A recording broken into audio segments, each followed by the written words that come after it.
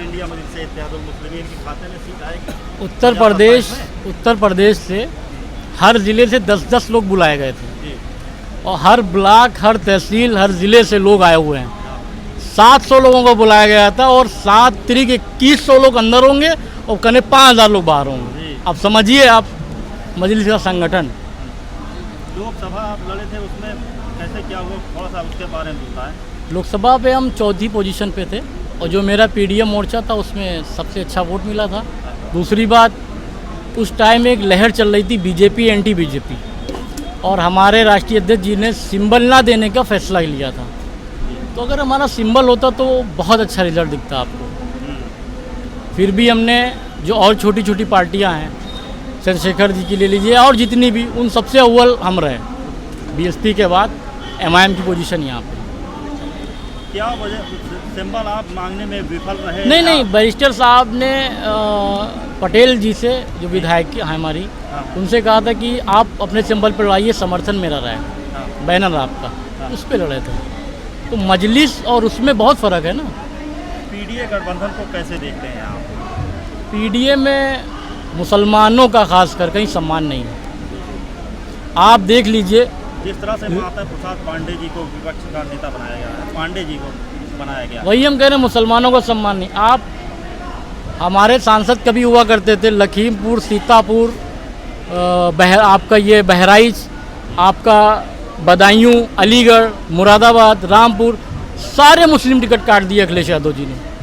रुचि को दिया, उस एसटी हसन जी का काट के, सलीम शेरवानी का काट दिया, किसी और को दे दिया। तो मुस्लिम क़यादत ही को ख़त्म कर दिया अखिलेश जी ने। जैसे कि आप बताइए, आज़म खान साहब हमारे घर से 1 किलोमीटर दूरी जेल में हैं, 3-4 साल से हैं। मुकदमे क्या हैं? बकरी चोरी, मुर्गी चोरी, किताब चोरी, शराब की दुकान लूटना, ये कोई मुकदमे? शिवपाल जी बाहर हैं, ये मुकदमे नहीं हैं। अखिलेश जी हैं, आदित्य यादव हैं, राम गोपाल यादव हैं, राहुल जी हैं, बहन जी हैं।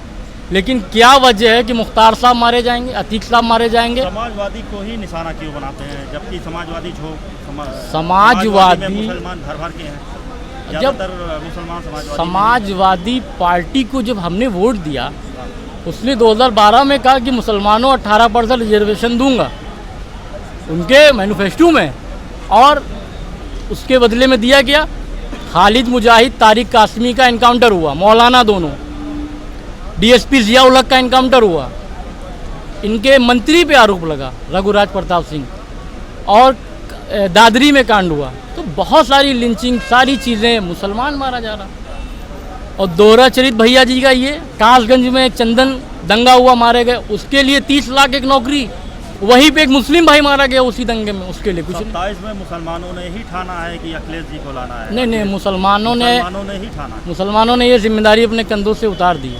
पूरी दुनिया में बैरिस्टर ओवैसी साहब ने अभी पहलगामा हमले के बाद एक अपना वो जो सेकुलरिज्म है, जो चीज़ें हैं, यूपी से 39 लगभग पीडीए के सांसद जीत के गए। अगर कांग्रेस हो या अन्य दलों को मिला लिया 41-42 लगभग। देखिए, हम नहीं लड़े थे ना, और पीडीए बता रहे, वो चुनाव हुआ था बीजेपी और एंटी बीजेपी, तीसरा कोई विकल्प ही नहीं था। तो वहाँ पे सारे लोग, हम लोग भी सब लोग उसी में आ गए ना। 27 में किसी भी सूरत हाल में अखिलेश भैया तो मुख्यमंत्री कभी नहीं बनेंगे, उनको खुद भी पता है। अखिलेश जी के खिलाफ जाकर लड़ेंगे आप? नहीं, हम नहीं लड़ेंगे। पार्टी जिसको लड़ाएगी वो लड़ेगा। हम अपने सीतापुर ज़िले से तैयारी करेंगे। लोकसभा लड़ चुके हैं, विधानसभा की तैयारी? जी बिल्कुल करेंगे इंशाल्लाह।